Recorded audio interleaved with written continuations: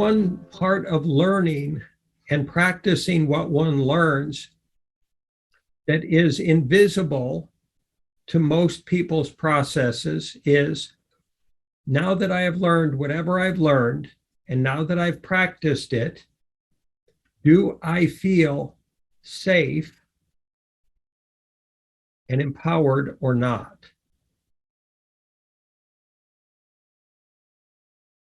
Now, that is a profound question.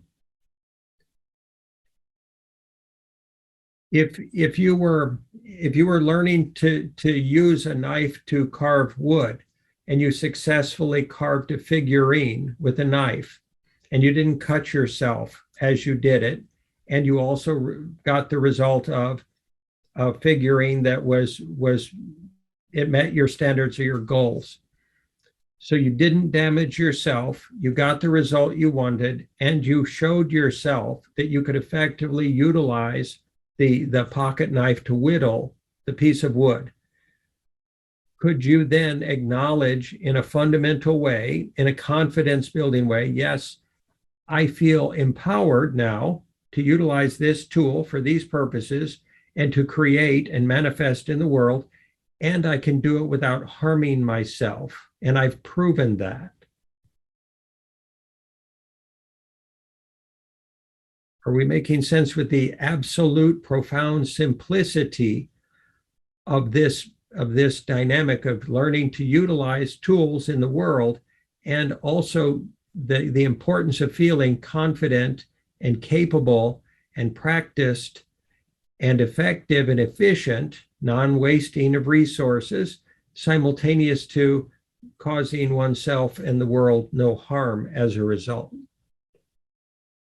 This process, this is a part of grounding the learnings that you folks embody, so that they're not merely theoretical, they're not just ideas, they're not high frequency, high chakra conceptualizations.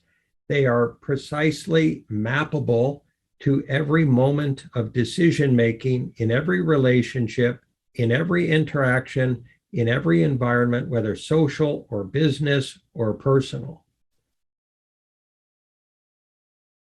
Feeling that one can confidently and safely accomplish that, and successfully accomplish that, and arrive at the results that you either intended or that are at least desirable and non-harmful results, is a key core part of feeling safe, secure, and confident and strong and empowered in regard to the information that we've been working with. The vinyl floor installer. If the vinyl floor installer was operating 10 years ago, or when vinyl floors were first invented, if we could call it an invention, and there was little understanding of the polluting nature of vinyl or plastics at that time, they might feel very, very good about themselves for installing the vinyl floors. They might see themselves as enhancing the lives of families, making it possible for parents with children to spill things all over the floor and easily clean them up and not damage their environment. They might feel that they were beautifying the world. Their self-esteem might soar.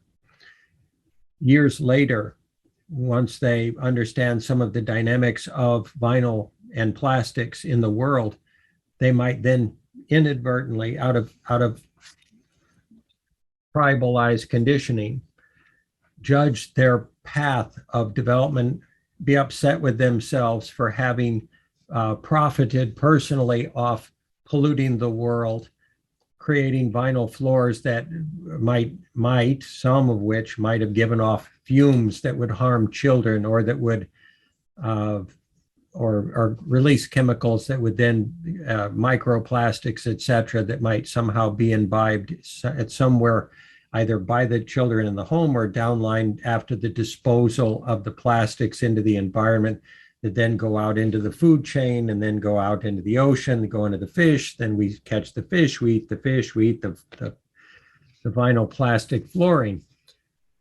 They might be very upset with themselves and be heavily judgmental and feel guilty and ashamed for having participated in something that they found was originally, they assumed was originally, it was a necessary developmental step. They might have felt they had served humanity, and later on they might feel that they had harmed humanity. And then they might still be installing floors, and there might be a new form of floor that's made out of flexible glass, that's just melted sand, that won't shatter, won't break, won't cut anybody, and it also won't pollute the world, and it won't damage anything downline. And they say, well, I felt so horrifically bad. I got out of the vinyl floor installation business and I became a car salesman. And I recognized big portions of the cars are plastic or they're polluting the world. So I looked for something else I could do. Now I found this glass flooring.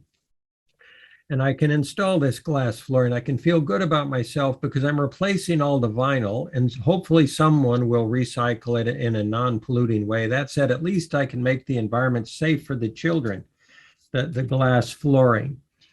So now I can feel good about myself again. I can assuage my guilt, my shame, my self-judgment, and redeem myself from the prior mode of having proliferated vinyl or plastics in the world.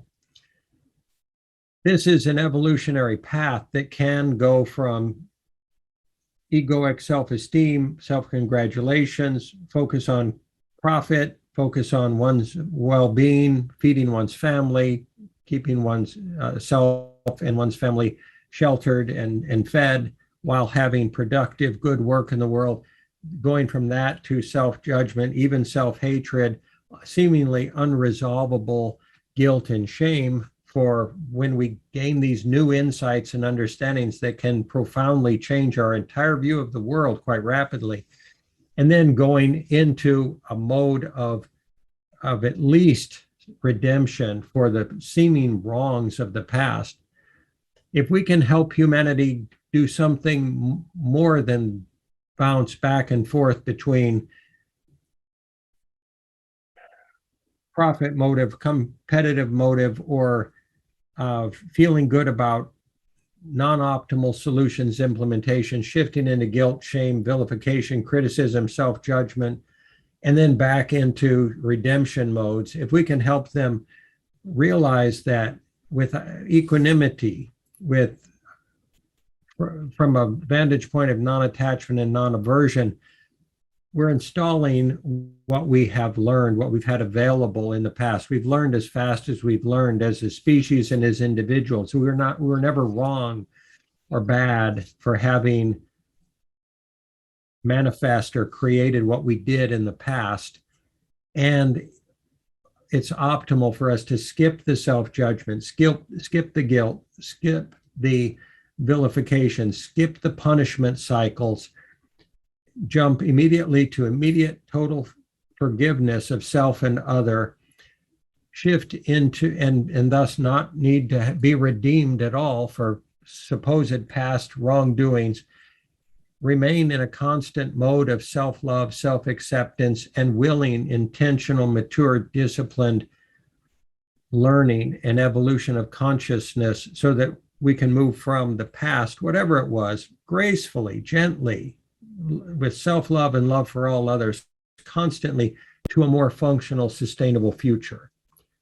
If we can help all of humanity shift in those ways in every walk of life, whether they're a diesel truck driver, whether they were the drilling crew that brought the diesel out of the ground, whether they were somebody who sold diesel trucks or gas guzzling cars, whether they were people who installed products that eventually were found to be harmful, makers of Teflon that created long carbon chain molecules that will be here for millions of years, potentially polluting and causing cancers in various animals, and including humans, potentially, unless we resolve it.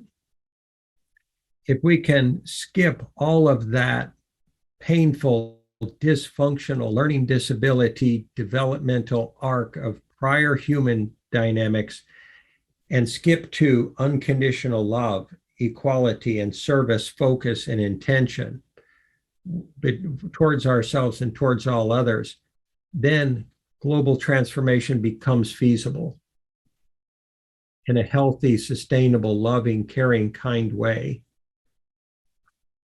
And it's a choice to choose to operate that way rather than judgment, punishment, fear, victim, perpetrator, rescuer, hatred, destruction, war, terrorism, or competition or tribe.